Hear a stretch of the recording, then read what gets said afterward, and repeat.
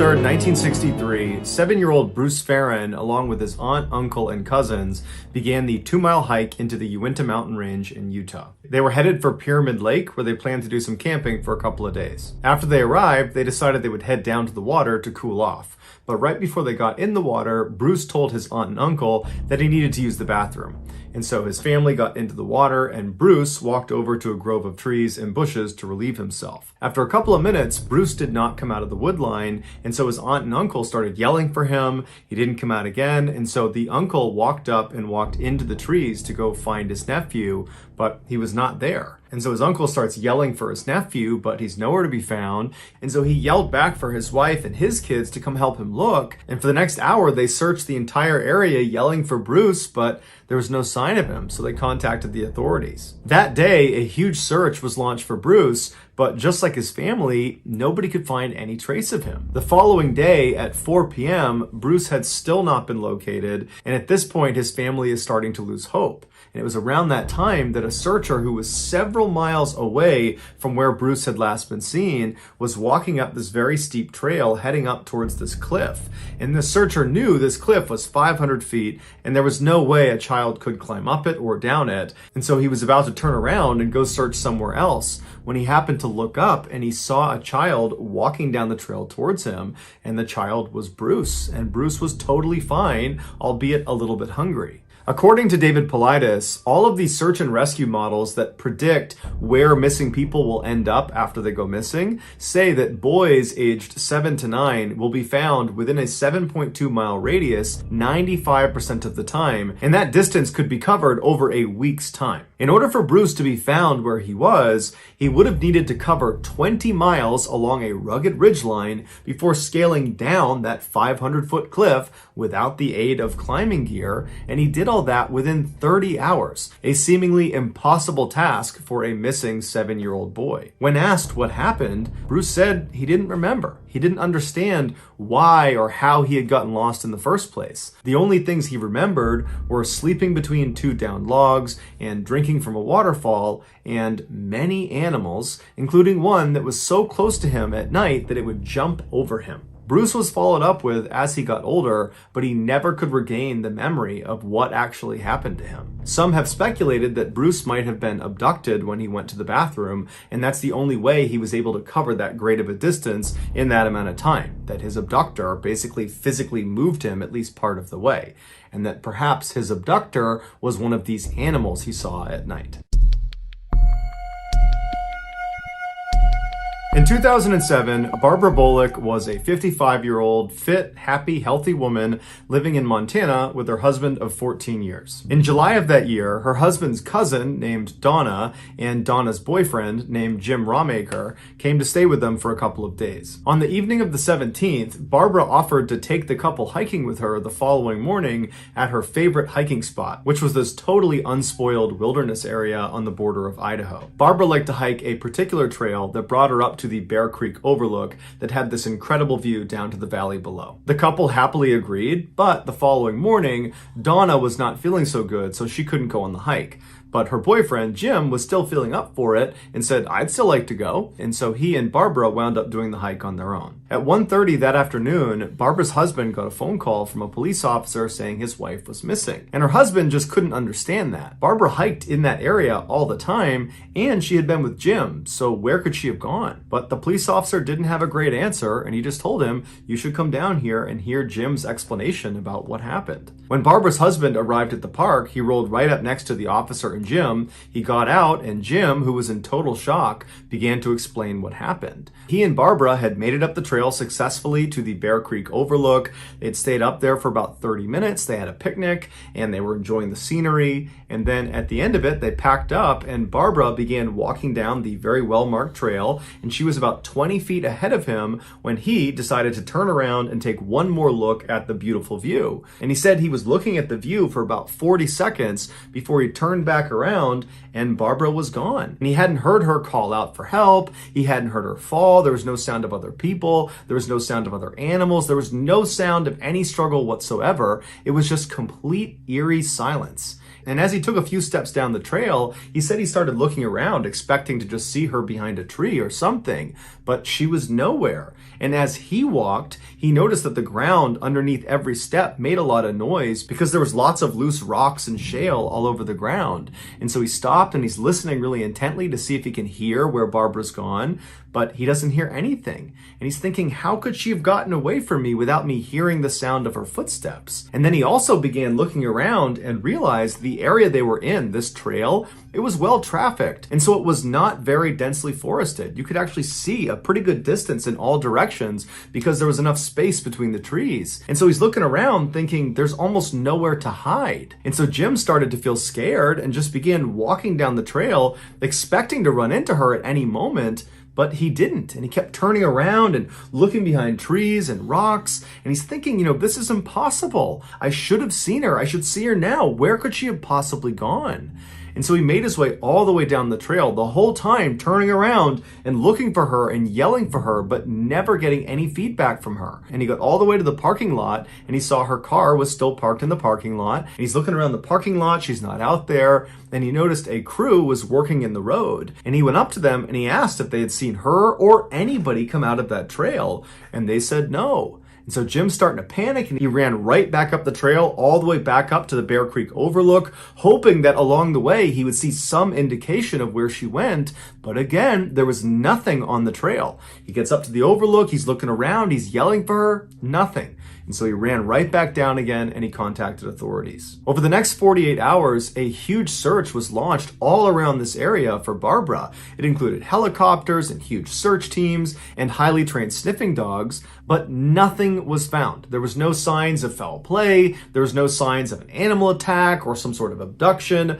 There was nothing. Not even her scent was found, despite the fact that the dog's handlers knew exactly where her last position was. But none of the dogs picked it up, which is highly unusual. It really was like she had vanished into thin air. At first, Jim was obviously a suspect because he was the last person to see Barbara alive, but he never changed his story despite how far-fetched it seemed, and he was very cooperative and was very quick to offer to take a polygraph test, and so the police ruled him out as a suspect.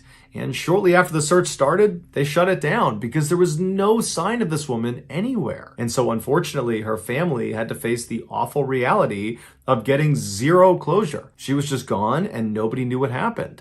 And unfortunately, to this day, we still don't know what happened because no trace of Barbara has ever been found. In 1910, 23-year-old Orville Tuttle worked as a locomotive engineer in Whitehall, Montana. While he loved his job and loved cars, his real passion was hunting. His friends would describe him as being a fearless hunter, a crack shot, and very cool under pressure. In October of that year, Orville, along with his younger brother and his cousin, headed off to a river valley just outside of Yellowstone National Park to do some hunting. When they got there, they made their way into the forest, they found a decent clearing, they brushed off some snow, and they set up their campsite. They stayed up for a bit around the campfire that night, but everybody went to bed early. The following morning, Orville was the first one to wake up, and while he was outside of the campsite, he noticed some elk tracks that had passed by in the night. And so he woke up his brother and cousin and told them he was going to go and track this animal for no longer than about an hour. The two men said that was fine. They knew Orville was a very accomplished outdoorsman, and so they weren't worried about him. An hour later, the brother and the cousin were now awake, and they were sitting around the fire waiting for Orville to return, but he didn't. The men waited another hour, and another hour, and another hour, and still Orville never showed up. And this whole time, the men are considering, should we go out and go looking for him? And every time they'd stand up to go begin their search, they'd say, you know what, I'm sure he's fine, we're overreacting, and they'd sit back down again. But by nightfall, when they still had not seen Orville or heard from him, the pair was starting to get really nervous. And so they decided they would go to bed, and Orville was bound to turn up in the middle of the night. Early the next morning, the two men got up, hoping to see Orville, but he had not returned. And so the two men left the forest. They got two more family members to come back with them, and then the four of them began a search for Orville. And very quickly, they found Orville's tracks leading out of the camp, meandering their way through this very thick forest and through all the snow, all the way down to this very shallow river that at its deepest point was no higher than your ankle. Orville's tracks stopped at the edge of this river and continued for 3 miles, walking away from the campsite right alongside this river until they stopped in this little clearing in the snow where there was a very small campfire set up. But the logs and the kindling in the campfire had not been burned. And so the search party figured that Orville, when he got here, must have had wet matches or something because he couldn't get the fire going. And then from the campfire, they continued to follow Orville's tracks a little bit farther down the river until they turned and walked directly into this very shallow river. And then from there, the search party looked for miles and miles and miles downstream and upstream, and they never found any tracks leaving the river, even though alongside the entire river on both sides was plenty of snow. So anybody who walked into the river and then walked out again would leave tracks. But there were no more tracks. As it started to get dark and they still had not found any sign of Orville, one of the men left the forest and contacted authorities, who launched a formal search. The sheriff's department, along with hundreds of volunteers, descended into this area where Orville got lost, and they started by searching even farther downstream and upstream of this river to see if they could find where Orville stepped out of the river, but they too couldn't find any tracks. And so for a couple of days, they searched this river and the surrounding forests, but there was just no sign of Orville. Then on the third evening of this search, one of the searchers was up in the mountains in an area that was relatively close to the last area where Orville had tracks in the snow.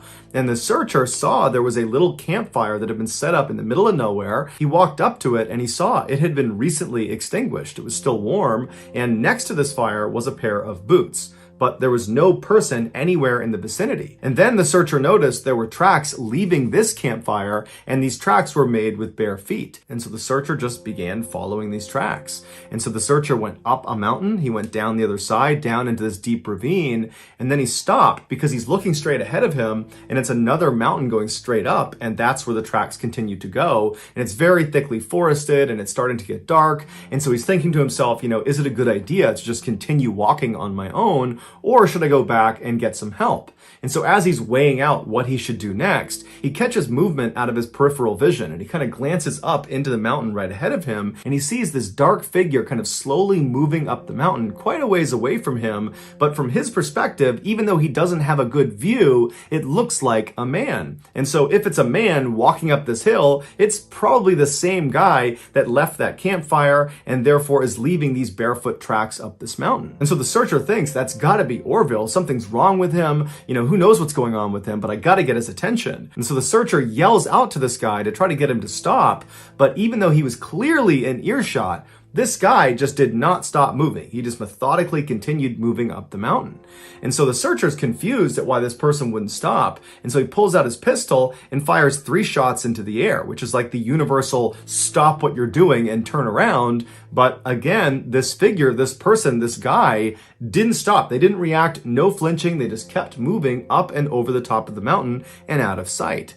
And so now the searcher's thinking to himself, what did I just see? Who is that? What were they doing out here? And he's thinking, you know what? It's too dark. I can't just continue up this mountain towards whoever this is. I got to go back. And so the searcher marked where he was, turned around, and he ran back to the search party, and he told them what he had seen. And they said, okay, well, we'll go looking tomorrow. And so the next morning early, this huge search party gets to that ravine where he marked that spot. But at this point, so much snow had fallen, all the tracks of this barefoot man who was walking around the night before have all been covered up. And so despite doing a very extensive search with a lot of people in that area, they couldn't find any trace of the shoeless man. Many believe the shoeless man was Orville. And in fact, the local newspapers at the time speculated as much. But if it was Orville, why didn't he turn around when someone was yelling his name or when multiple gunshots were fired into the air? And where was he going walking barefoot in a snowstorm in the middle of the night? Others have speculated this was not Orville, that it was some other person or some other creature lurking around the woods at night, and that perhaps they had something to do with whatever happened to Orville. But regardless of who or what that figure was, no one ever found any traces of Orville or the shoeless man ever again. So if that's of interest to you, please offer to do all of the like button's laundry, but only dry their clothes about 80% of the way.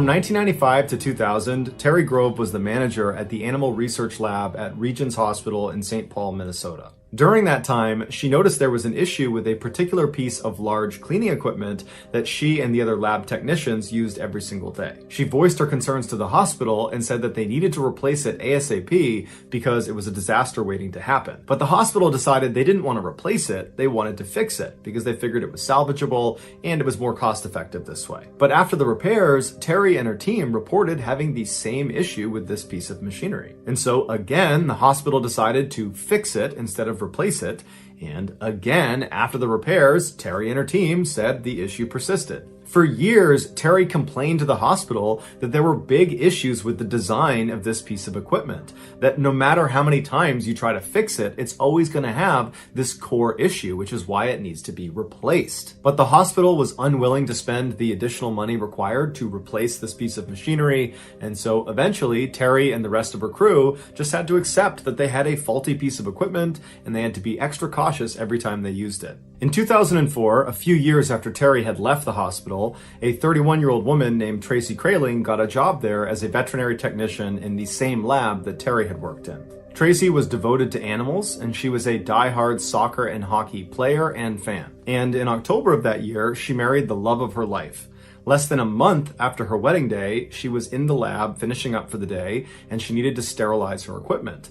And so she walked over to the still faulty piece of cleaning equipment called the autoclave. An autoclave is a device that looks kind of like an oven that uses superheated steam to sterilize equipment and other objects inside of it. The autoclave at Regions Hospital was a huge industrial version that staff would have to walk inside of to place their equipment and then walk out of before they started it. And the persisting issue with this autoclave was its door. It shut on its own. Once it shut, the suction that was created inside of it held the door shut.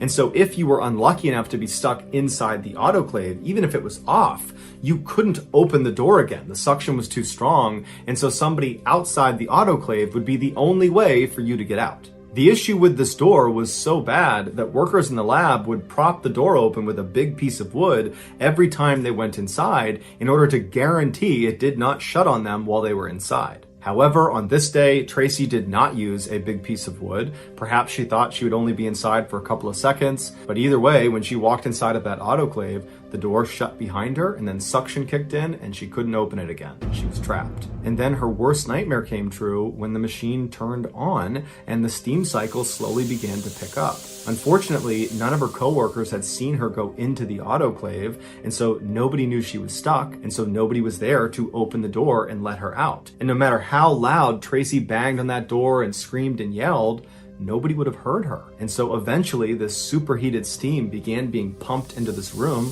all over Tracy. Eventually, when her coworkers found her, she was still alive, but she died within 24 hours as a direct result of her steam burns. The hospital was ultimately fined $75,000 for their role in her death. If you take a trip to Hawaii, there's a good chance you'll visit the beautiful Rainbow Falls on the eastern side of the Big Island. But if you travel less than a mile upstream of those falls, you'll find an equally beautiful attraction that far less people know about, and it's called the Boiling Pots. 10,000 years ago, after a volcanic eruption, lava was flowing down the side of the mountain when it entered the Wailuku River. As the lava gradually cooled, the river water flowing all around it wound up carving out these standalone pools of water that were connected by a series of small waterfalls. These pools collectively make up the boiling pots, and they get their name because periodically the water in these pools appears to be boiling. Tourists at the boiling pots are allowed to look at the water from a safe distance on the cement overlook, but under no circumstances are allowed to actually enter the water. In 2015, Jolie Ricewig was a 62-year-old woman living in Kona, Hawaii, which is on the western side of the island. There, she owned a bed and breakfast whose main allure was that guests at this bed and breakfast got to go on these fun adventure tours with Jolie all over the island. And they almost always involved paddleboarding or swimming because Jolie was an avid outdoors person and a very talented swimmer and swim instructor, and so felt comfortable leading these types of excursions. excursions. On September 14th of that year, Jolie brought one of her male guests from her bed and breakfast out for an adventure tour at the Boiling Pots. She would have known that it was an off-limits area for swimmers because there were signs up everywhere saying as much, but Jolie wasn't planning to swim in the Boiling Pots. Instead, she was planning to float on them on inflatable rafts. And so she and this man climbed aboard their respective rafts and began paddling around one of the upper pools, taking in the incredible view of this natural phenomenon. As they were relaxing, suddenly there was this rush of water that came tumbling over the fall that dumped down into the pool they were in. It was a flash flood. And before Jolie and this man could swim outside of the pool and get to safety, the water under them began to churn violently and actually thrust them over the edge down into the next pool. And as soon as they hit the water, they had fallen off of their rafts. Now they're swimming in the water and they're feeling a current pulling them down and pulling them forward towards the next lip into the next pool. And so they both began desperately swimming towards the edge. Jolie actually grabbed the man and helped push him up and out to safety. And as soon as he was on land, he turned around to grab her, but she wasn't there. And so he's looking around and all he can see is her raft floating on the surface being taken down into the rapids. And so he thinks, okay, she must have fallen into the next pool. And so on the side of the waterway, he runs down and he's looking into the next pool, the next pool, the next pool, and she's nowhere to be found. And after a few minutes of looking and not knowing where she was, he called the authorities. They came out and they launched this huge search for her, but despite searching the entirety of the Boiling Pots and all the way downstream, there was no sign of her. And after looking for an entire week, they never found anything. It was like she just disappeared, and so they turned the search off. As devastating as this was for the family to not have closure about what happened to Jolie, this was not a surprising outcome. In fact, it was almost an expected outcome considering why the Boiling Pots are off limits to swimmers. Each of the pools of water that make up the Boiling Pots is a deep, nearly vertical shaft of water, and at the bottom of it are these entrances to these underground tunnels. And these entrances are big enough for a person to slip inside of. And these tunnels are not short. They go on for a long ways in all different directions. In a flash flood scenario, that increased water that's flowing down the Boiling Pots creates this unbelievable current that inside of each of these pools is pulling straight down, which gives the water the impression that it's boiling, because basically the water's tumbling over as it's being filtered up and down inside of this vertical shaft. And so if you get grabbed by this current, it's going to pull you down and into one of these tunnels, and you won't get out again unless the current releases you. And so Jolie, after helping her guest get out of the water to safety, she was pulled down and into one of these tunnels, and she was held there for 5 months until finally the current released her and her remains were spotted just below the pots in a tide pool. Lawrence Daquan Davis, who just went by Day, graduated from a military-style high school in 2009. Following his graduation, he enrolled in Job Corps, which offers young people from a low-income background free career education and vocational training. During his time in the Job Corps program, he trained as a medical assistant, and then after successful completion of Job Corps, he applied for numerous jobs all over the place, but no medical facility was ready to hire him. For a couple of years, Day consistently tried to apply to medical facility after medical facility, but after everybody kept denying him, mostly because he lacked experience or he lacked the credentials they were looking for, he eventually realized that, it's probably not going to happen, that he should look into some other career field. And so he decided he would join the military. But when he took the military entrance exam, he failed the math portion, and so was told he can't join the military. And so Day decided he would study and retake the exam, but he knew in the meantime he needed to make money right now. He was the oldest of 4 siblings, and his mother, who had had him when she was only 14 years old, was out of work, and Day's father was not in the picture.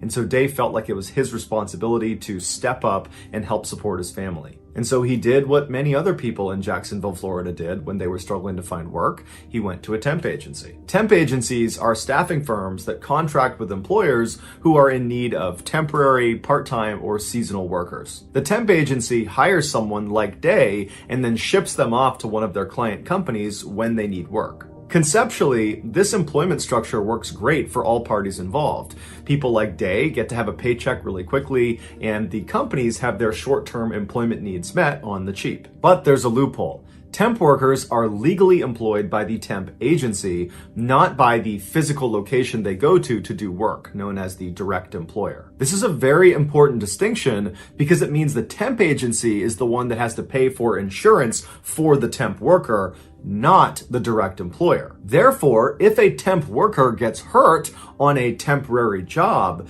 the direct employer's insurance costs will not spike. Instead, the temp agency's insurance costs will spike. Meaning the direct employer knows they can be kind of reckless with their temporary workers because there's not a big penalty if they get hurt on the job. This loophole doesn't mean much if the temporary worker is being asked to be a receptionist where it's totally safe.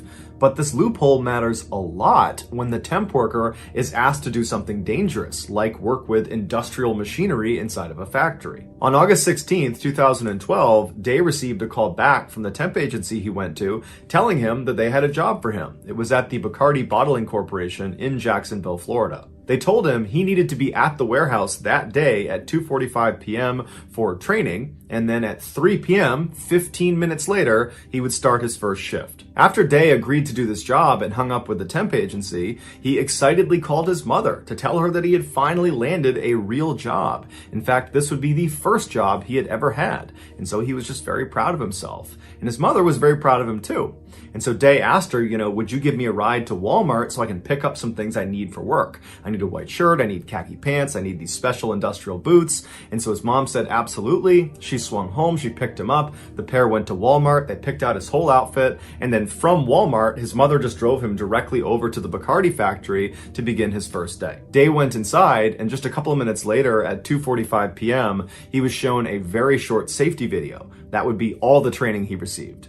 Day was brought into Bacardi to be a warehouse clerk, which basically meant he would do odd jobs around the factory that didn't require a lot of skill. And so after he watched this training video, he was told to head down to the bottling line to watch all of the bottles as they went by to make sure the labels were put on properly. Before he headed down to the floor, Day stopped in the bathroom and took a very proud selfie of himself to commemorate the start of his first shift at his first job ever. He sent the picture to his fiancée, put the phone in his pocket, and then headed out the door down to his first workstation. There was a section of the factory that initially Day was not working in, where there were these huge machines called palletizers that took the finished bottles of rum and stacked them into what are called pallets so they could be shipped off to stores. These palletizers are two-story pieces of heavy machinery where the top story is just catwalks where the palletizer operator can manipulate the machines, and then the first floor is where the rum actually comes into the machine and is moved around and stacked on these big metal platforms. Sometimes as the rum comes in on the conveyor belt, they will fall off and smash on the ground. This started to happen about 90 minutes after Day took that selfie in the bathroom. The palletizer operator, after seeing the broken glass, called out over the radio that he needed a temp worker to come into that section of the factory and help him. Day's supervisor at the bottling line told Day to stop what he was doing and go over and help pick up the glass. There is a security camera video of Day running into the section of the factory where all the palletizers are, making himself obviously available to help pick up this glass. And the operator sees him and immediately turns, he's up on the catwalk, and he points down towards the first floor, clearly telling Day, you need to get down there, that's where the glass is, go sweep it up. Day immediately walks around and goes down to the first floor of this machine and begins working. A couple of minutes later, Day comes back up to the catwalk and he looks visibly confused. He's scratching his head and just everything about his body language says something is wrong. Now, we don't know for sure what Day says next because there's no audio in this video, but he's clearly asking a question to the operator and also to a supervisor who's now in frame. And it looks very much like he's asking clarifying questions. Like he's confirming, you want me to go down there right into that space down there and clean the glass up? That's what you want me to do? And clearly the operator and the supervisor have no time for questions from Day. They just want him to get this done. And so there's kind of a tense interaction between the two parties before Day ultimately just decides, okay, I'll just go down and do what they asked me to do. And so Day again goes back around and you see him go down into the first floor to continue cleaning this glass. And after a few moments, the supervisor and the operator, who don't realize Day is still down there, they turn the machine back on. And after a couple of seconds, they hear a scream coming from the first floor. They look over the railing down there and they see Day. The broken glass that needed to be cleaned up was located directly underneath this metal platform that lowered the built pallets that weighed 2,000 pounds all the way down to the floor before they were shipped off and out the door. In order for Day to actually get down in there and clean this glass up, he needed to crouch way down and practically crawl on his stomach to get into this tight space. While he was in there, the machine turned back on again,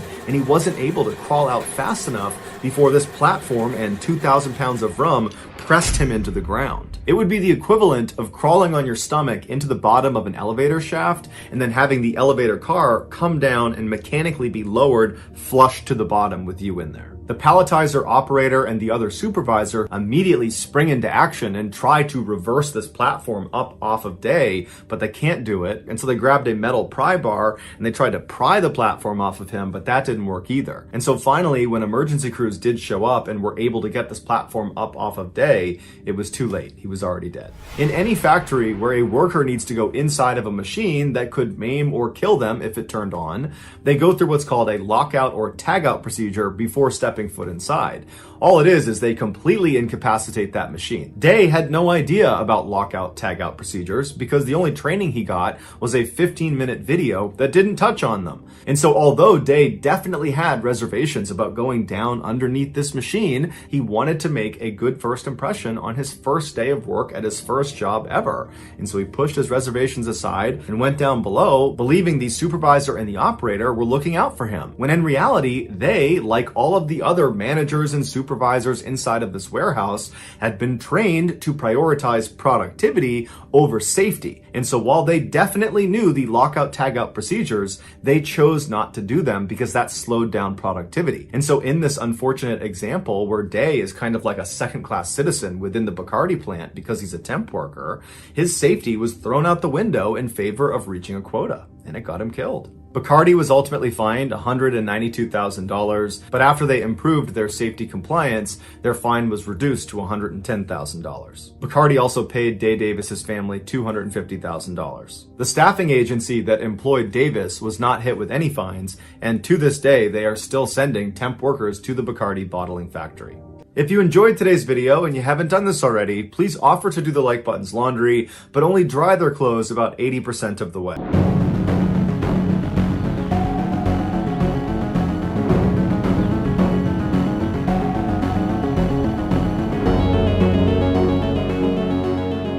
In June of 2018, 18-year-old straight-A student Tyler Turner graduated from his high school in Central California. In the fall of that year, he was scheduled to go to the University of California, Marquette with a full scholarship. He planned to study biochemical engineering because he was born with cerebral palsy and wanted to help other people with the condition. In August of that year, one of Tyler's friends said they wanted to go skydiving to celebrate their birthday.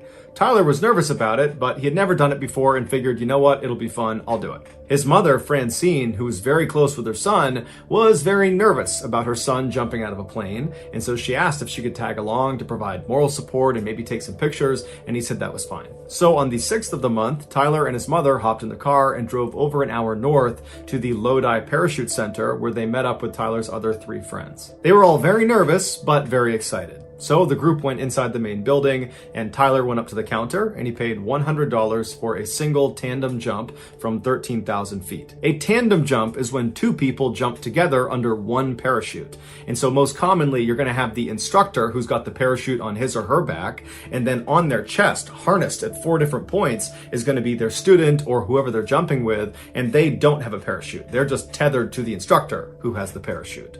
And so in this case, Tyler would be strapped onto his instructor. And so the advantage for Tyler as a first-time jumper is that he would not need to do anything once they're in free fall. The instructor would be 100% in control of keeping them steady in the air, of pulling the parachute, of dealing with any malfunctions, of flying the canopy, and of landing. It's all done by the instructor. After paying, Tyler and his mother walked over and met his instructor, the guy he'd be strapped onto. It was a 25-year-old man named Young Kwan who told him he had jumped over 700 times.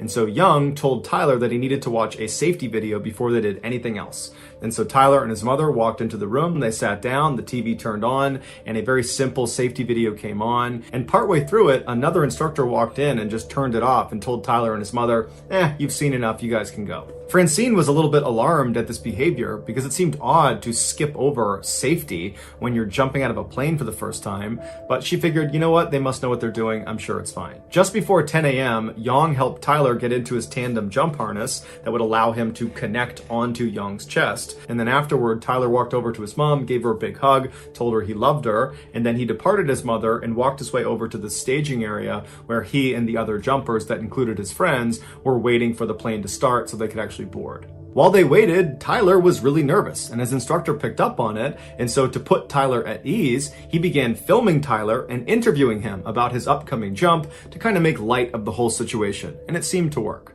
My name is Tyler Turner. What are you doing here? I am gonna jump out of a plane. It's your first time. First time indeed. That's my mom over there. Hello, very loving mom. Done a lot for me in my life. Hope more that she'll help me with more of my life, because I want to make it.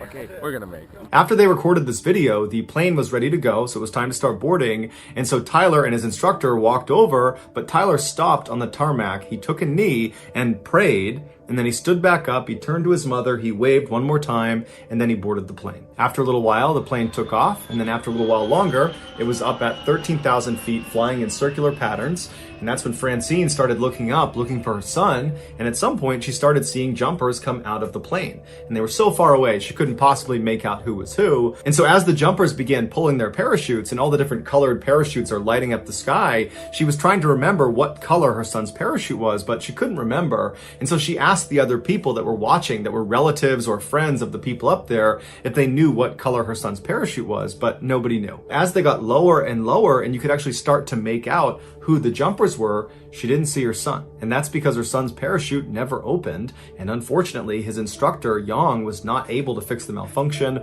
or fire off the reserve, and so they both crashed into the ground, killing them both instantly. Tyler's family sued the owner of the parachute facility after they discovered Tyler's instructor, Yang, was not even certified to be an instructor, and so would not have received any of the required training on how to handle parachute malfunctions, and the owner knew about it. Investigators also discovered that 20 people had died skydiving at this facility under the same owner, a ridiculously high number of fatalities that most people involved are attributing to the owner's general disregard for safety. And ultimately, a judge agreed with that sentiment and awarded the Turner family $40 million from the owner of this facility.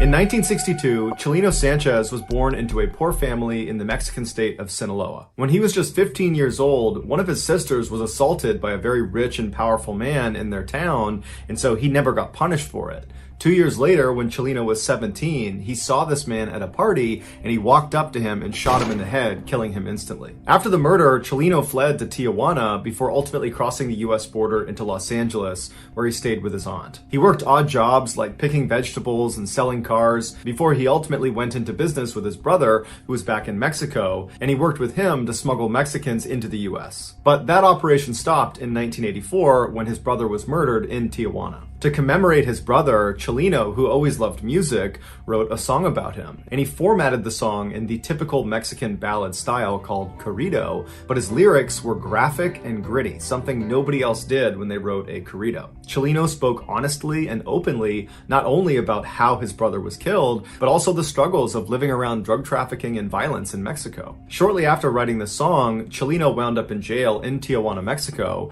and while he was there, he would sing the song he wrote about his brother, and other inmates heard it and loved it. They had never heard a corrido sung like that.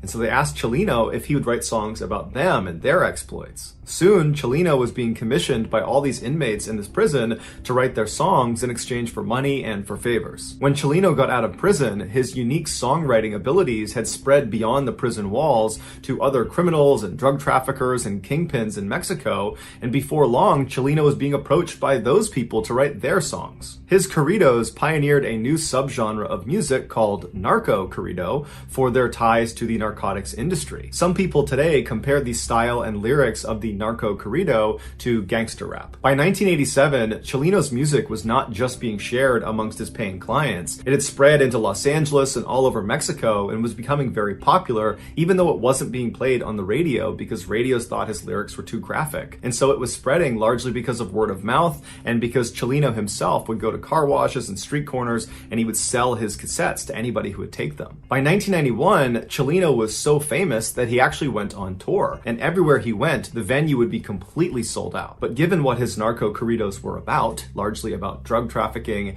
and the people that are involved in that ecosystem, the people that would actually come to his performances were often rough and dangerous people, or were at least tied to rough and dangerous people. In 1992, when Chileno was performing in California, while he was on stage, this 33-year-old guy rushed onto stage with him and drew a gun on him, and Chileno, who was always carrying a weapon himself, drew his pistol and fired at this guy first. And then what ensued was this crazy gunfight on stage, practically point blank, between Chileno and this guy. And they both managed to shoot each other. Chileno got shot in the lung, and this guy got shot in the mouth. They would both survive, but 8 audience members also got shot, and one of them actually died. This made international headlines and, by all accounts, should have devastated Chileno's career.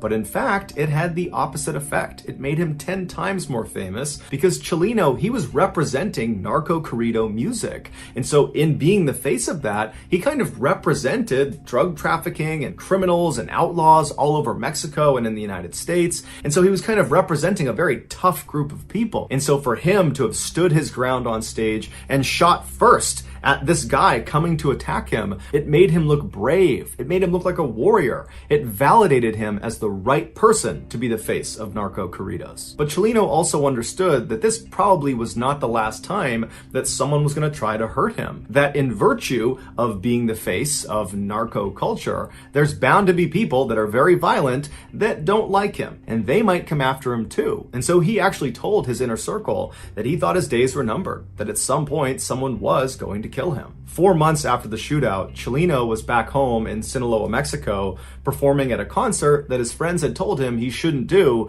because he had lots of enemies in his hometown. But Chileno really wanted to do it. He got into the venue, he got on stage, his band was getting ready, thousands of people were coming into the audience, and before the show started, somebody handed him a note. And so Chileno takes the note, he's smiling, he's kind of looking around at the crowd, and then he looks down at the note and he reads it, and right away his expression completely changes. He looks distressed, he rubs his brow, he frowns, he kind of looks up at the crowd like he's looking for someone, and then he just goes blank in the face, and he's looking out like he's looking past the crowd. And it's this long period of time where he's just blank staring into the audience. And then all of a sudden he just snaps out of it, takes the note, puts it in his pocket, picks up the microphone, and proceeds to give one of his best live performances to date. After the concert was over, Chileno made a special effort to say bye to everybody in his band, and he said bye to some people in the crowd, and then finally, after this kind of long drawn out goodbye, he walked out the back door. Shortly after, he was kidnapped, tied up, and then shot in the back of the head, execution style. It would turn out that note he received on stage was from his killers, who we don't know exactly who they are still to this day, but the note said, after this performance, we're going to kill you. And so that was the reason Chileno was so distressed, because whoever it was, he obviously understood it was a credible threat. But instead of panicking, he just decided he would give an amazing performance and then face his destiny. And so when he went outside, he knew he was going to get murdered. And he did. Here is the moment Chileno was handed that note on stage, informing him he had been marked for death.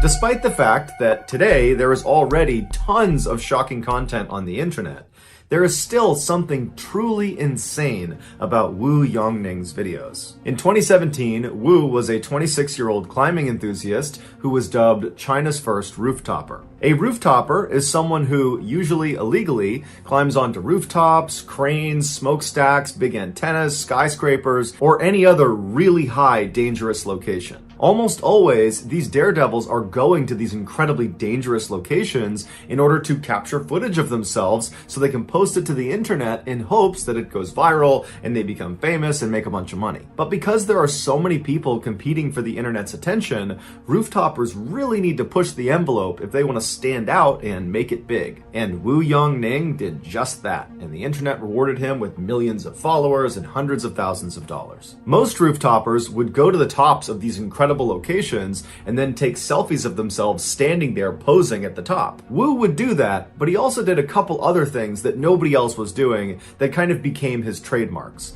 The The first one was he would dangle over the edge of the building or the crane or the antenna that he was holding on to, and he would do pull-ups, but he would keep doing them until he reached muscle failure and then would barely be able to pull himself back up to safety. Another trademark move is he would go to the top of these huge buildings and he would get right on the edge and he would do a handstand and then he would pull one arm back. So he's doing a one-armed handstand and then he would tilt his body as far as he could over the edge until he couldn't do it any farther and he'd let himself come back over to safety. And then perhaps the most difficult to watch trademark was when Wu would basically run up to the edge of buildings and stop just short. And he wouldn't just run to the edge, he would use a self-balancing scooter and go as fast as he could right to the edge of the building and stop just short. And over again, he'd go right to the edge and stop, where he's literally an inch away from tumbling off the edge.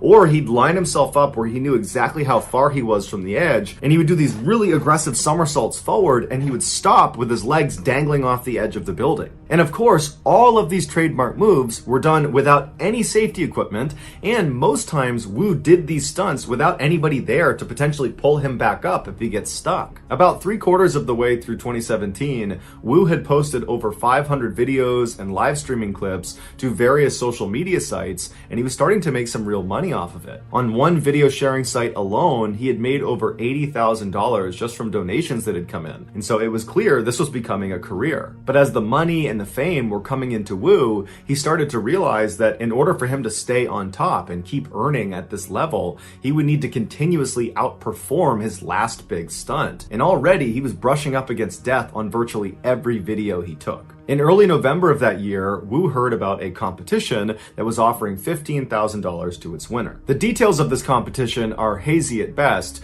but from the sounds of it, it was a viral video competition.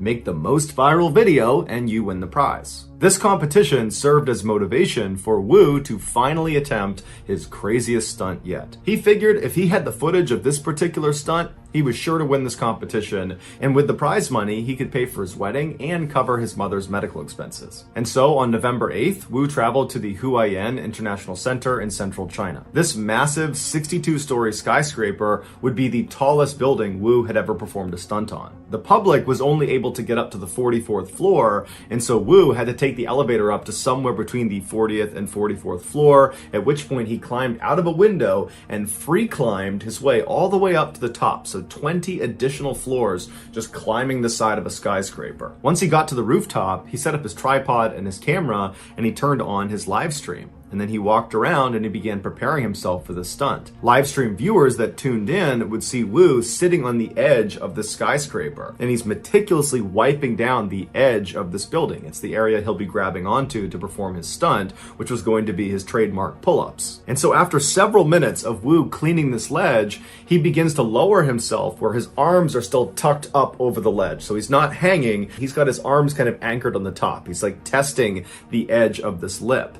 And he kind of feels around and he can tell that it's not a good grip. It's not good enough for him to go down to a full extension. And so he pulls himself back up and he goes back to wiping down the edge. And from the looks of it, it seems like Wu is actually pretty nervous about this stunt. And normally when you watch Wu's videos, he doesn't seem nervous at all, even leading up to his stunt.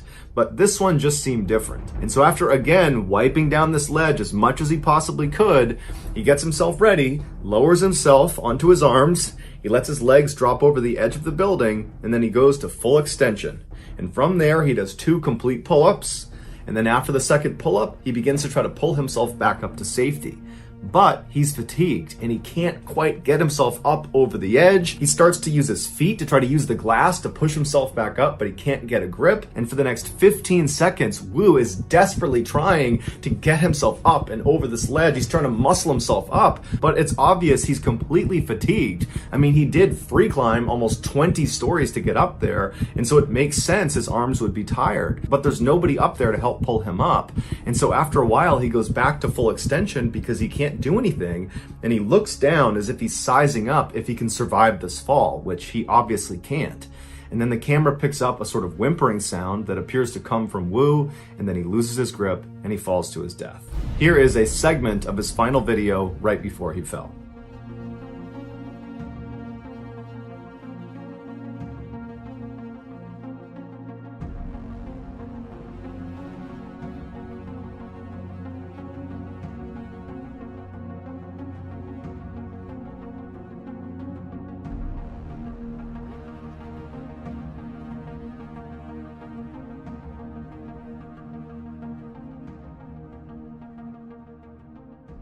If you enjoyed today's video and you haven't done this already, please replace the like button sleeping pills with caffeine pills right before their 14-hour flight from Hawaii to Okinawa, Japan. If you have heard of Piggy Palace, the focus of today's story, then you know how horrific this story is. If you've never heard of Piggy Palace, well, viewer discretion is advised.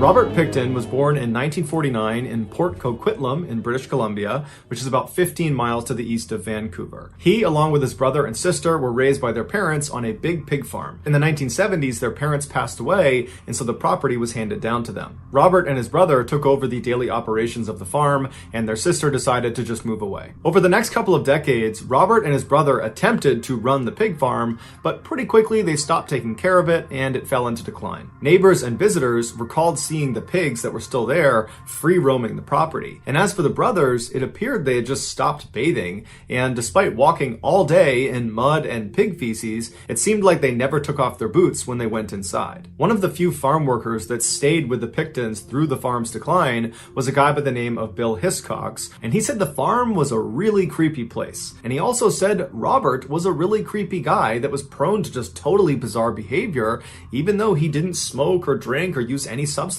Eventually, the Pickton brothers realized they were not cut out to run the pig farm like their family had for generations before them, and they decided their best move was just to sell portions of their land. But neither of them could have guessed just how much their land was worth. From 1994 to 1995, they managed to sell off almost all of their property to an urban developer for over $5 million. And so suddenly, these filthy, failed pig farmers had become millionaires, and neither of them knew what to do with the money. After a year of just sitting on the money and not doing much with it, they decided they wanted to do some good with their money. And so they established an official charity in 1996 called the Piggy Palace Good Times Society. Their charity's purpose, at least on paper, was to help raise money for various organizations that they deemed worthy by running events like dances and shows. And while that might have been their original intention for this charity, what it ultimately became was a guise to host these wild drug and alcohol-fueled parties inside of their slaughterhouse, which, even though it wasn't being used anymore because they were no longer really doing any pig farming, it still conspicuously had big hooks coming down from the ceiling and bloodstains all over the ground underneath them. These Piggy Palace parties became infamous in Coquitlam, drawing crowds of up to 2,000 people, predominantly bikers, drug addicts, and prostitutes from the poverty-stricken downtown east side of Vancouver. Robert had become familiar with that part of Vancouver because he used to go through there all the time to dispose of animal waste products at their rendering plant. Once the Piggy Palace charity was in full swing, Robert started going back into that neighborhood where he would cruise down the 10-block strip called the Low Track and would attempt to recruit people to come to his parties. Most of the people he recruited were down on their luck women who only agreed to go because he was offering them food and money and drugs and alcohol. At the same time Robert was running this recruiting campaign, women from the downtown east side began disappearing in droves. These disappearances were noticed by the men and women in the downtown east side, but they didn't report them because they had a general distrust of the police and of authority figures in general. But as more and more and more women disappeared from the downtown east side, rumors of a serial killer operating in that area started to circulate. Residents began only going outside if they could walk around in a big group of people, and everybody was just totally on edge, keeping careful lookout for anything odd about the neighborhood, people that shouldn't be there, cars that shouldn't be there. But despite this heightened security, women continued to go missing at a rapid rate, and nobody knew why. When the police were finally contacted about all these missing women, their response was lacking, to say the least. Since there were no bodies of these missing women, the police said it was reasonable to assume that the women were to blame, that their lifestyles must have caught up with them and they either ran off somewhere or perhaps they overdosed somewhere and their bodies just haven't been found yet. Despite residents of the downtown east side saying, no, this is different, there's something wrong here, the police basically said, we're not getting involved. When the newspapers found out about this totally apathetic response from the police, they criticized them for intentionally deprioritizing these missing women because the majority of them were drug addicts and prostitutes, and so therefore weren't worthy of a full investigation. The police rejected this claim. On the evening of March 22nd, 1997, so 1 year after the Piggy Palace had been stood up and they started throwing all these parties, and 1 year after dozens of women have gone missing from the downtown east side, the Pictons' neighbor heard a frantic knock on their front door.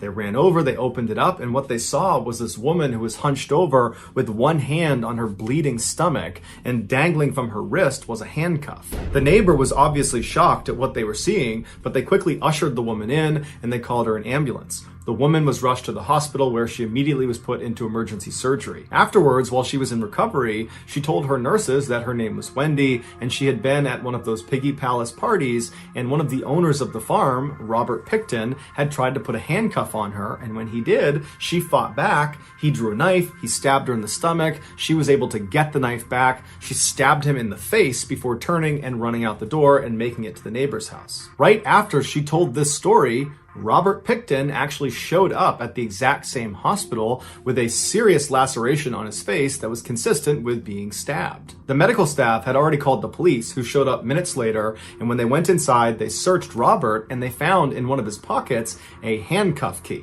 And that handcuff key opened the handcuff that was still on Wendy's wrist. And so when the police saw that, they arrested Robert on attempted murder. While Robert was in custody, he explained to officers that Wendy was lying. She was a drug addict and she had come to one of their Piggy Palace parties and he had caught her trying to rob them. He had confronted her, she drew a knife, and that's when a struggle ensued and both of them got stabbed. And Robert said he was just lucky to be alive. The police believed him and dropped all of his charges and let him go. When Robert got back to the farm, Bill Hiscox, the one worker who still worked for the Pictons, he grew very suspicious of Robert. He had read all about the missing women from the downtown east side, and he knew Robert regularly went over there to pick up women and brought them back to his parties. And Bill just always had that gut feeling that something was off about Robert. And so he sat on this gut feeling for a couple of months until finally he decided he had to tell someone. And so he called the Crime Stoppers tip line and he told them that he thought Robert had actually attacked Wendy, not the other way around, and that actually Robert was most likely behind some or all of these missing women from the downtown east side. Bill also said that a recent female party guest at the farm had seen a pile of women's clothing inside of Robert's trailer, along with at least 10 purses and women's ID cards. The police followed up with Lisa to confirm what she saw, but she was scared of Robert and said she wasn't going to cooperate. And so the police, without this testimony, were unable to secure a search warrant to investigate this further, and so they kind of just forgot about it and moved on to other cases. Over the next few years, the Pictons continued to throw these huge Piggy Palace parties until the city finally shut them down, and dozens more women disappeared from the downtown east side without a significant police investigation, despite the fact that Bill was calling them all the time to say he believed Robert Picton was behind all of these disappearances, but they weren't taking him seriously. Finally, in 2002, a former employee of the Picton farm came forward to police and said that he personally had seen illegal weapons inside of Robert's trailer. And this was enough information for the police to get a search warrant and raid the pig farm. And in February of that year, they did just that. And they found inside of Robert's trailer the illegal guns, as well as several items directly connected to some of the missing women from the downtown east side. Robert was arrested but let out on bail. He was put under surveillance and told he could not go back to the farm until they were done conducting a more thorough search. And during that more thorough search, they found blood from one of the missing women inside of Robert's trailer. And so Robert was rearrested and charged with murder. While he was being held in jail, he shared his cell with another man who he believed was just another detainee. But he wasn't a detainee, he was actually an undercover police officer, and their entire interaction was being recorded. And on this recording, Robert makes a few shocking statements. Where you got it? You know what I'm saying? Yeah. Okay, I know what's up. You got a missing person. We better fucking cut you in there. I thought the best way to dispose of something was to take it in the ocean. Believe it or not.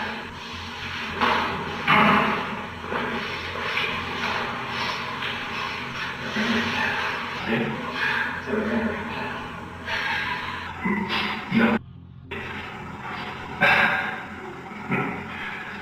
That's got it. Pretty good. Okay? Too much left.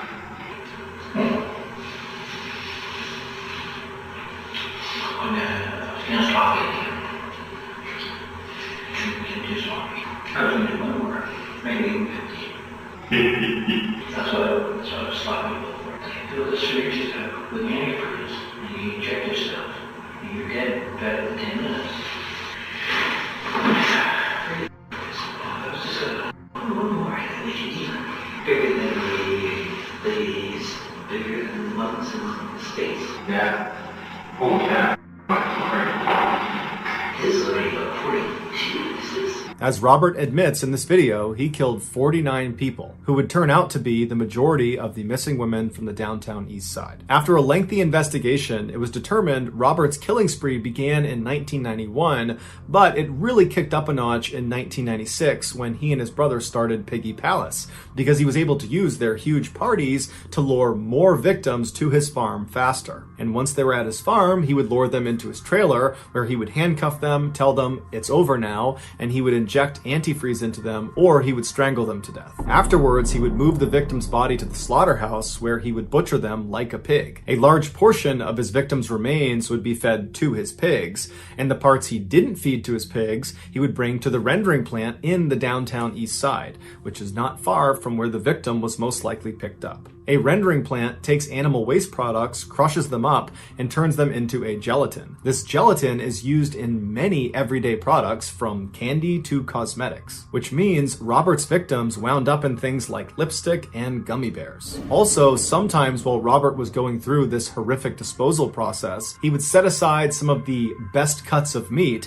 and grind them up with pork and turn them into sausage. This sausage was served at Piggy Palace parties. It was also given to neighbors and food banks and orphanages. After sifting through 300,000 cubic meters of soil and pig feces underneath the Picton farm, investigators were only ever able to find little bits of remains of 26 women. Robert was charged with all 26 murders, but only 6 turned into convictions due to a lack of evidence. He was sentenced to life in prison and is still alive today. His brother and sister were never charged in connection with the crimes. If you enjoyed today's video and you haven't done this already, please set the like button up for a practice sales call with William M. Buttlicker. There are a few graphic and distressing details that are revealed at the end of this story. Viewer discretion is advised.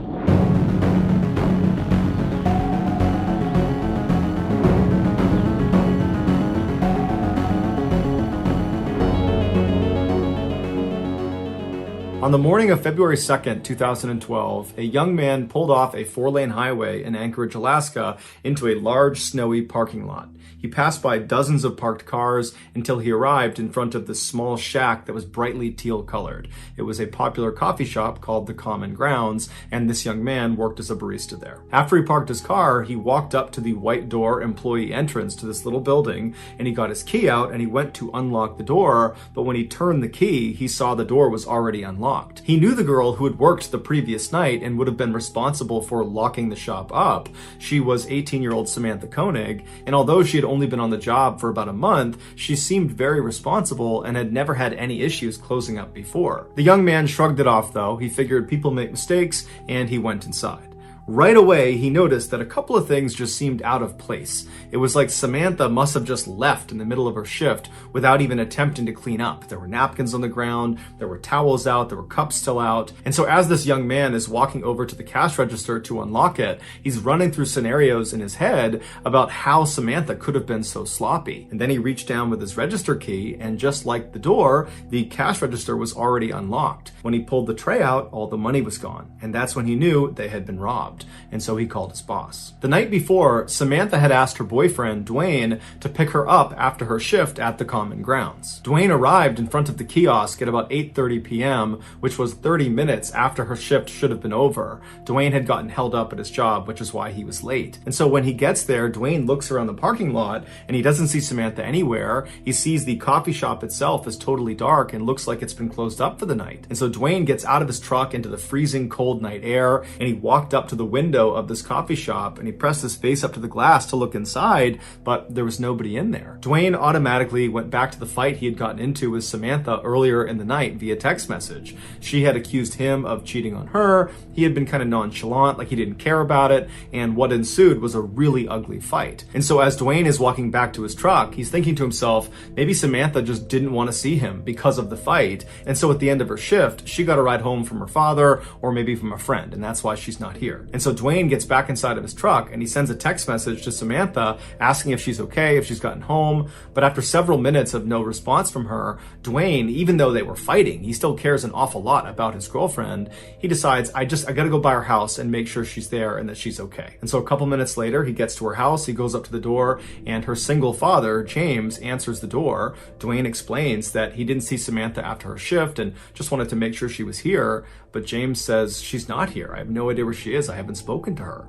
And so the two men go into James's kitchen, they sit down, and they start texting and calling Samantha to try to figure out where she is. And after a couple of minutes, Dwayne's phone lights up, and it's a text message from Samantha. And the message clearly indicates that she's still very upset with Dwayne, but she's saying that she needs some time to think, and that she's gonna be with some friends for a couple of days, and would he, Dwayne, let her father know where she was. And so Dwayne shows James the text message, and Samantha's father looks at it, and he's thinking to himself, this is very uncharacteristic of Samantha. He had raised Samantha since she was 2 years old, and they were very close. They shared everything with each other. It didn't make any sense that she wouldn't contact him directly to say that she was going to be out with friends for a couple of days. And it didn't make sense that she would ignore all of his phone calls and text messages when clearly he was worried about her. The two men stayed up super late, calling and texting, hoping to get more information from Samantha, but she never responded. She never texted back. And so the following morning, when neither man had gotten any more messages from Samantha, James went to the Anchorage Police Department and filed a missing person report for his only daughter. After receiving this missing person report, an officer with the Anchorage Police Department called the owner of the Common Grounds coffee shop to ask about Samantha. And the owner actually said they just got a call from their barista that was working at the kiosk that morning, and they had informed them that apparently there had been a robbery and no one can get in touch with Samantha. No one knows where she is. The owner told the police officer that as soon as she got her hands on the security footage from the night before, she would send it over to the police department. While the police waited for this footage, some officers began calling Samantha's friends and other family members to see if they knew where she was, but no one had heard from her and no one knew where she was. No one had any information. Some other police officers headed over to the Common Grounds coffee kiosk to get a look at it for themselves. And when they got there was no sign of a struggle outside or inside the kiosk, and inside, underneath the counter, was a panic button that had not been pressed. And so even though Samantha's father thought there was something odd about her final text message, the police began operating under the theory that Samantha had robbed the kiosk and then left of her own accord. But what confounded police was how Samantha actually physically got away from the coffee shop. She didn't have a car that night, and she couldn't have just walked away because the weather was way too miserable and cold outside, and Anchorage is just not really a walkable city. And so if Samantha was telling the truth, that she was just taking a couple of days to be by herself with some friends at their place, then why didn't any of her friends know where she was? This question was answered later that day when the owner of the coffee shop made the security footage available. The footage, which has no audio, picks up around 8 p.m. on February 1st, 2012, which was the night Samantha went missing. It shows Samantha inside of the kiosk. She's working alone, she's cheerful, and she's busy, and then at some point, someone that we can't see, they're outside of the camera's range, comes up to the window and orders a drink. Samantha clearly turns to them, acknowledges their drink order, and turns and begins making this drink. And then after she's done making it, she turns to give it to this person, and immediately Samantha steps back and puts her arms up. And then seconds later, she reaches over and turns off the lights inside of the kiosk, and then she gets down on her knees with her back to the window. She stays in that position, not talking, not moving, for about a minute before she slowly stands up and walks down the kiosk towards the cash register. She opens it up, she scoops some money out of it, and then she walks back to the window and appears to hand it to a shadowy figure on the other side of the window. And then Samantha turns, kneels again with her back to the window. window. 2 more minutes go by before this person outside the window leans their entire upper body inside of the coffee shop. They reach down and they appear to tie Samantha's hands. Now, because it was dark inside of the kiosk, the footage winds up being extremely grainy, and there's no way to identify who this figure is. Although it's fairly obvious that it's a male. He's wearing a big sweatshirt and he's got a hat pulled down low over his face. After this mystery man is done tying Samantha's hands, he leaps through the window and then shuts the window behind him. And then he stands Samantha up, he puts a gun into her back, and then he marches her out the employee door and then out across the lot, all the way to a white pickup truck where he puts her inside and they drive off. Over the next couple of days, the police and also the FBI, who had been called in to be a part of this investigation, they just kept hitting dead end after dead end because there was no evidence. All they had was this surveillance footage that was too grainy to tell who this guy was that took Samantha. Meanwhile, Samantha's father, James, had rallied the support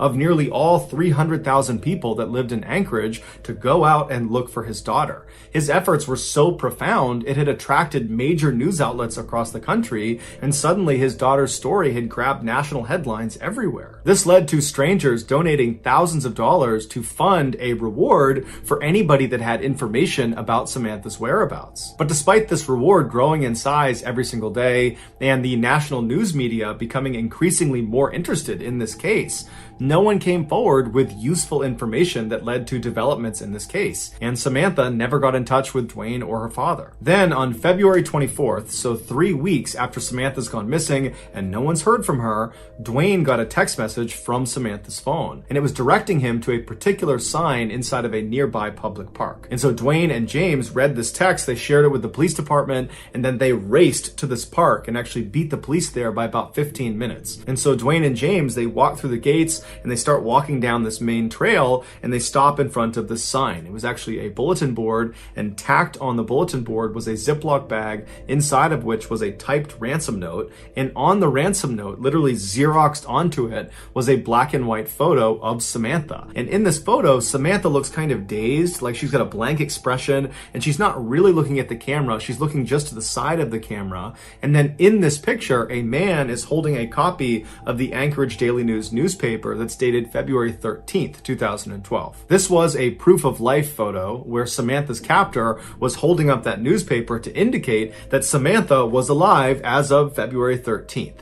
And so to everybody involved in this case, including Samantha's father, even though this is still not a good situation at all, it was kind of a relief to know that at least as of last week, Samantha was alive. As for the demands of this ransom note, James was told to deposit $30,000 into his daughter's account immediately, and if he did that, she would be released 6 months later. As advised by the FBI, James deposited a portion of the ransom money into his daughter's account, and then the FBI just waited and watched, because they knew if anyone tried to withdraw money from that account, they could track where the card was. A few days later, 3 separate withdrawals were made within Anchorage, but each time the FBI got a notification about one of these withdrawals, they would rush to the scene, and whoever it was that had tried to make this withdrawal was long gone. When they pulled the security footage from these 3 different ATMs, the person that was making these withdrawals was a man wearing a ski mask and big sunglasses, so they had no way to identify him. After these withdrawals, the account went silent for over a week, and in that time, there was no word from Samantha. Then on March 7th, more withdrawals were made, but they were in Arizona, and then New Mexico, and then in Texas. Again, authorities would rush to these ATMs, but they would get there right after the masked man with sunglasses had just left. But there was a break this time. In one of these surveillance videos from one of the Texas ATMs, they spotted the car this guy was getting into before he left. And it was a small sedan, it was a white Ford Focus, and they saw him leave going east on a Texas highway. And so authorities in Texas were told to look out for this particular car in this part of Texas. And sure enough, on March 13th, a Texas patrolman spotted the car sitting in a hotel parking lot. He waited nearby until a man in his 30s walked out of one of the hotel rooms, walked down and got inside the car, and then this patrolman just kind of followed him and looked for any reason to pull him over. And as he had his radar gun on this guy, he noticed he was going 2 miles per hour above the speed limit, and so he pulled him over. The patrolman got out, he walked up to the driver's side window, the window was already down, the man was very calm. The patrolman asked him for his license, and the guy handed him an Alaskan license. His name was Israel Keys. He was 34 years old, and he lived in Anchorage. The patrolman knew this was the guy. He called in backup, and before long they were searching Keys' car, and in the trunk they found a ski mask along with other clothes that matched the description of the guy who was making withdrawals from these different ATMs. They also found a gun, as well as Samantha's cell phone and debit card. After Keys was arrested and was brought into custody, he denied having any involvement with Samantha's disappearance. But after being presented with the overwhelming evidence that suggested otherwise, he caved and said yes, he would tell them the full story of what happened to Samantha, but they had to get him an Americano coffee, a peanut butter Snickers, and a cigar. Once he had said items, he began to speak.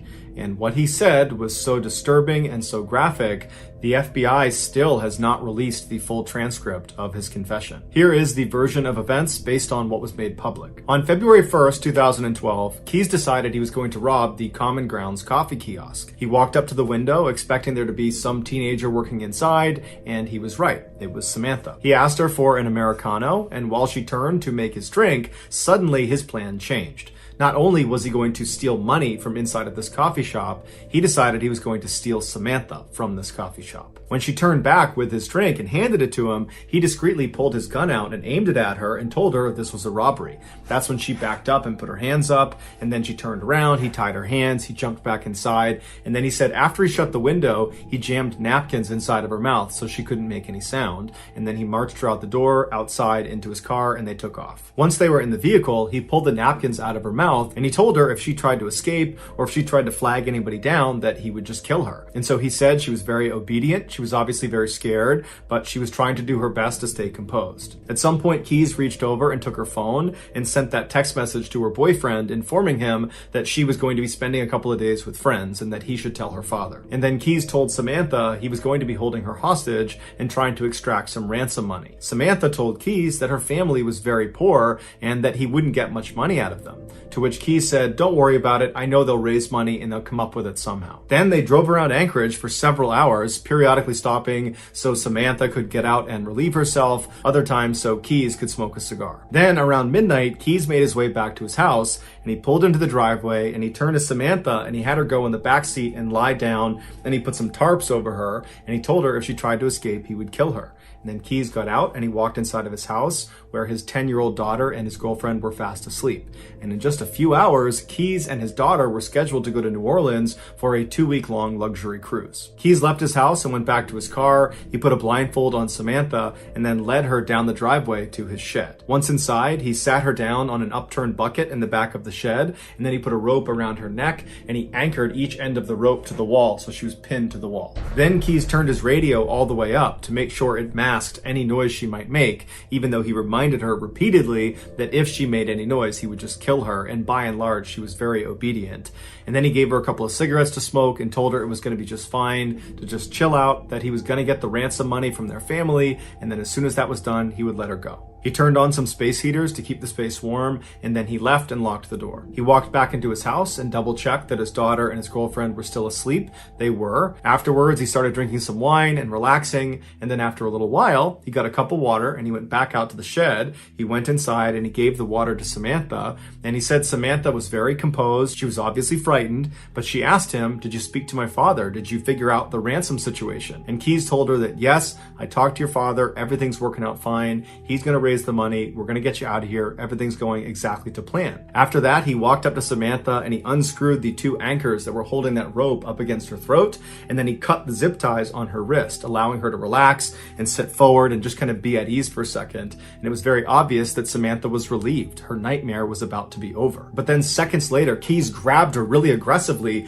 and tied her up all over again, this time much more thoroughly and much more tightly. It had been a cruel trick. When he cut her handcuffs and undid her necktie, he just wanted to see what she would do if she thought she was being let go. When in reality, he was never going to let her go. There was no ransom. He had not spoken to her father. It was all a big lie. Keys told investigators that as he was tying her up for that second time, he looked at her face and she had this look of total resignation. He said she knew what was about to happen to her. After Keys tied her up, he left the shed and locked it behind him. He went inside to check one more time to make sure his 10-year-old daughter and his girlfriend were still asleep. When they were, he went back to the shed, he opened it up, he went inside, and this time when he stepped inside, it smelled like urine and sweat, and he looked down at Samantha and she was terrified. He walked up to her and he began to assault her, and then after he was done, he was standing over her getting his clothes back on, and Samantha very stoically looks up at him and says, "Are you going to kill me?" And he says, "Yes, I am." As he put on his leather gloves, she tried to talk him out of it, but he said there was no other way. Keyes would tell investigators that he was very impressed with Samantha's bravery. Shortly before 4 a.m., Keyes drove a knife into Samantha's back before choking her until she stopped moving. He told investigators that she never made a sound. After she was dead, Keyes left the shed and locked it behind him. He went into his house, he took a shower. Afterwards, he woke up his daughter and told her to start getting ready because they were leaving soon for the airport. While his daughter was getting ready, Keyes went back out to the shed, he went inside, he rolled Samantha's body up in a tarp and pushed her towards the back. He unplugged the space heaters, turned off the lights, turned off the music, and then double locked the shed and went back inside the house to make his daughter breakfast. At 5 a.m., a cab showed up at the house and Keyes and his daughter hopped inside and they made their way to the airport and then on to New Orleans, where they went on their 2-week-long vacation. After they got back, Keyes went inside of his shed, he unrolled Samantha from her tarp, and by his account, she still looked fairly lively, and so he dressed her in some new clothes, he put lots of makeup on her face, he braided her hair, and then he stitched her eyelids open so it gave the impression she was alive and alert, and then he held up a copy of the Anchorage Daily News next to her, and then took several photos, creating that proof of life photo for the ransom note. If you want to see this photo, you can Google it, but that's up to you. After he took these pictures, he chopped her body up into pieces and then disposed of her in a nearby frozen lake. It would turn out Samantha was not Israel Keyes' first victim. He was in fact a serial killer who specifically preyed on completely random people because he enjoyed watching them die. Over the years, he had hid what he called kill kits all over the United States, which were these caches filled with weapons and other tools designed to capture and kill people. This way, no matter where he was in the country, when he had an urge to go kill someone, he would just go to his nearest kill kit, dig it up, and then go target a random stranger. And he didn't care if you were young, old, big, small, male, female, alone, or in a group. Everyone was a target of opportunity. Keyes told investigators that as soon as he saw Samantha inside of that coffee kiosk, instantly he knew he was going to kill her. Everything about the ransom, the robbery, all of it was just a lie to keep her in line, to give her some hope that she might get out of this alive. When in reality, the second she walked outside of the doors of that kiosk, she was dead. Keyes admitted to killing Samantha as well as an older couple up in Vermont, but he would take his own life in a jail cell in December of 2012 before he named any of his other victims. And so to this day, we have no idea how many people he killed. The best guess is 11 based on a drawing he made in his jail cell, but that's just a guess. If you enjoyed today's video and you haven't done this already, please replace the like button's eye drops with Egyptian fox urine.